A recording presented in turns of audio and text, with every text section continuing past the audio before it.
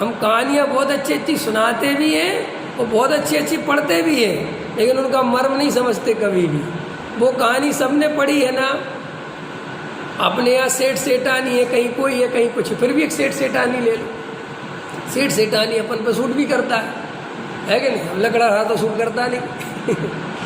तो एक सेठ सेठानी धार्मिक हो गए और दोनों ने परिग्रह परिमाण व्रत वगैरह ले लिए और एकदम सादा जीवन जीने लगे, अपना थोड़ा बहुत करते और अपना जीवन जीते। एक बार सेठ सेठानी, पुराने समय की बात है, रास्ते से जा रहे थे और यही भाव से जा रहे थे कि अब अपन दीक्षा ले लेंगे, अपन निवृत्ति लेके आश्रम वगैरह में चले जाएंगे। जा तो रास्ते में जा रहे थे और सेठ जी आगे थे और सेठानी पीछे थी। सेठ जी आगे जाते जाते जाते देखा एक सोने की क्या पड़ी है,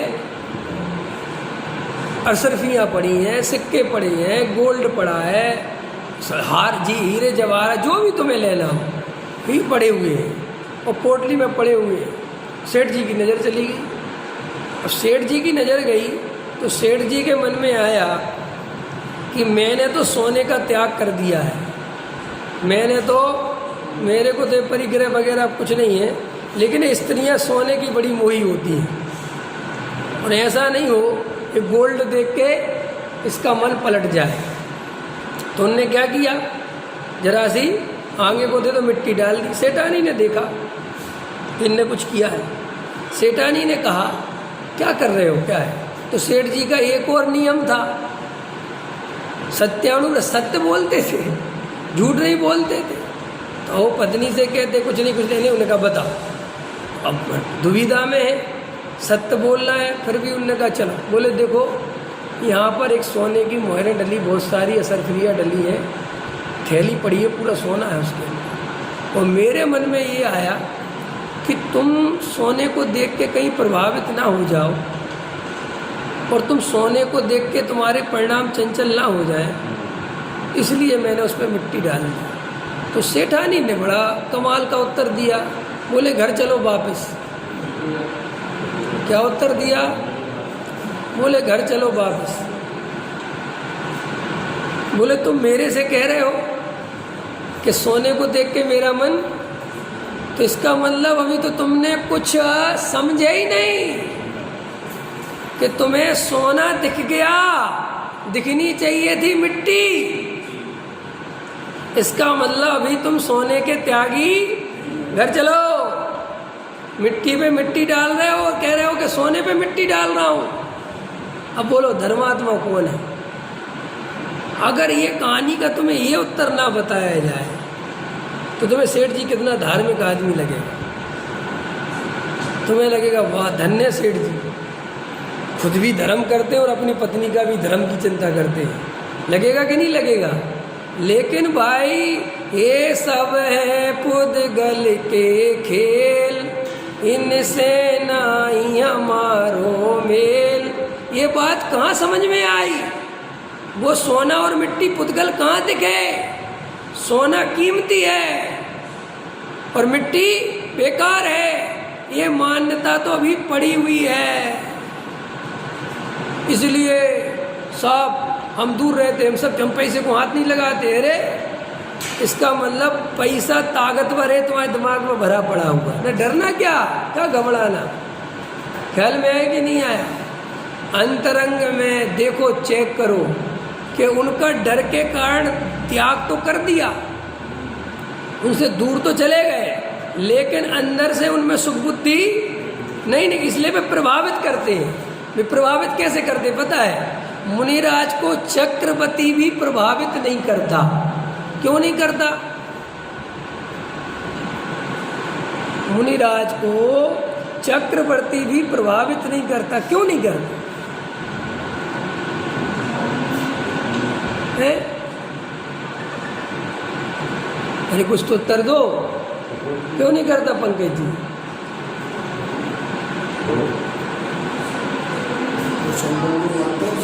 है?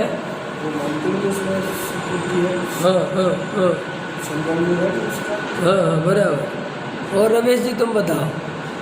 रमेश जी अच्छे से बताते हैं, नहीं बताओगे?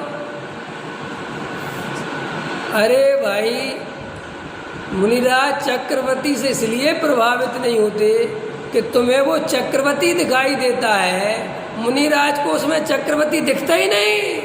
मुनिराज को तो जीव राजा दिखता है, सुबह तो उनको झोपड़ी वाला भी दिखता है, चींटी मच्छर भी दिखता है, चाहे चक्रवर्ती हो वो भी जीव दिखता है, भगवान आत्मा दिखता है। इसलिए ये चक्रवर्ती है, ये बात ही खत्म हो गई। ख्याल में आया कि नहीं आया?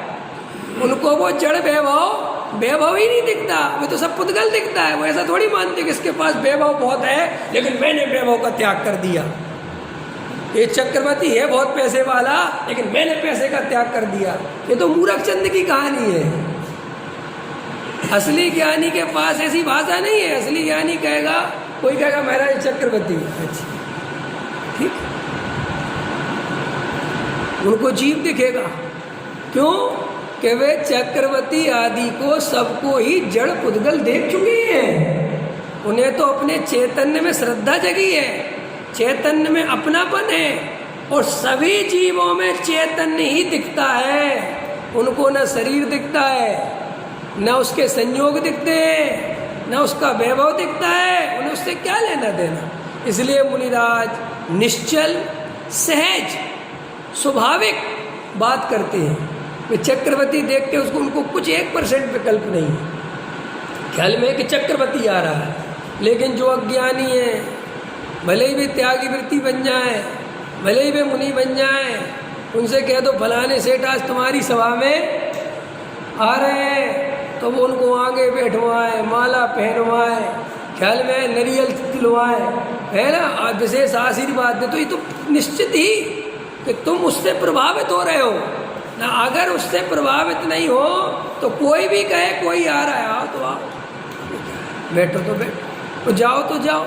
असली साधु तो वो है, असली आत्मा की धन तो उसे मिली है, असली बात तो उसके समझ में आई है। अरे जो संसारियों जैसा ही व्यवहार कर रहे हैं, प्रत्यक्ष में ही जिनके राग देश भाषित होते हैं, ऐसे जीवों को भ्रम से ज्ञानी समझना तो हमारे अज्ञान की निशानी है। हम में और उनमें अंतर क्या पड़ा? हम जोड़ जोड़ के सुखी होना चाहते हैं, वे छोड़ छोड़ के सुखी होना चाहते हैं, जबकि न छोड़ने से कोई संबंध है धर्म का, न जोड़ने से। धर्म तो दोनों ही पर है, ये जड़ पदार्थ है, इनसे मेरा कोई संबंध।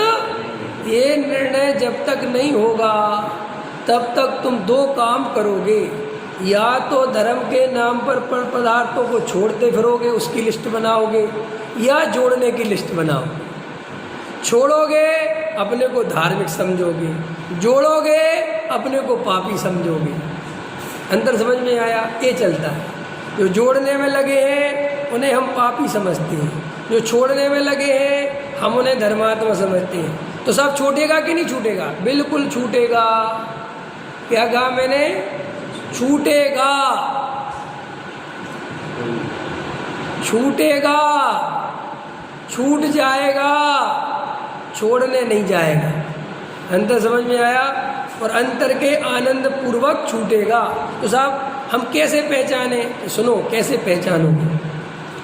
जब अंतर के आनंद पूर्वक छूटेगा तो वो अगर आपको धर्म का उपदेश देगा तो वो ये कहेगा, आप कहोगे साहब मैं कमाने में लगा हूँ, मैं इसमें लगा हूँ, मैं उसमें लगा हूँ, मैं बहुत पापी हूँ, तो कहेगा बंद करो ये सब बातें,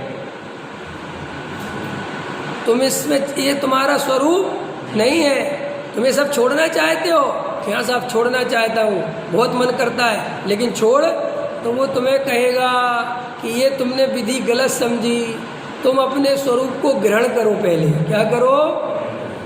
अपने चैतन्य का स्वाद लो, वस्तु स्वरूप समझो, तत्व निर्णय करो, तत्व विचार करो, फिर तुम्हें निर्विकल्प आत्मानुभूति होगी। तब तुम्हें स्वयं समझ में आ जाएगा कि ये परिग्रह मेरा है कि नहीं, इसका मैं स्वामी हूँ कि नहीं। ये बात तभी समझ में आएगी। इस बात को समझे बिना तुम छोड़ भी दोगे तो तुम दुनिया से कहते फिरोगे, भरी सभाओं में कहते फिरोगे कि मेरे पास 50 लाख रुपए थे और मैं छोड़ के आ गया, मेरे पास इतनी बढ़िया नौकरी थी और मैं छोड़ के आ गया। तो वो नौकरी छूटी कहाँ है? उसका छोड़ने का अहंकार तो प्रत्यक्ष भाषित हो रहा है। अंतर समझ में आया? देखो भाई, हम सबको आत्मा से ही मार्ग मिलेगा, अपने स्वरूप से ही सम्यक दर्शन मिलेगा। पर पदार्थों के हेर फेर करने से, पर पदार्थों के बदलने से, इसमें लगने से आत्मा नहीं मिलेगा। आत्मानुभूति आत्मा के निर्णय पूर्वक ही होगी, अपना स्वरूप अपने स्वरूप से ही मिलेगा। समझ में आया ना? गुरुदेव श्री कहते हैं सम्यक दर्शन के सारे कारण तेरे अंदर मौजूद हैं, बाहर में कोई कारण मौजूद, इसलिए सारा पुरुषार्थ अब अंदर में कर।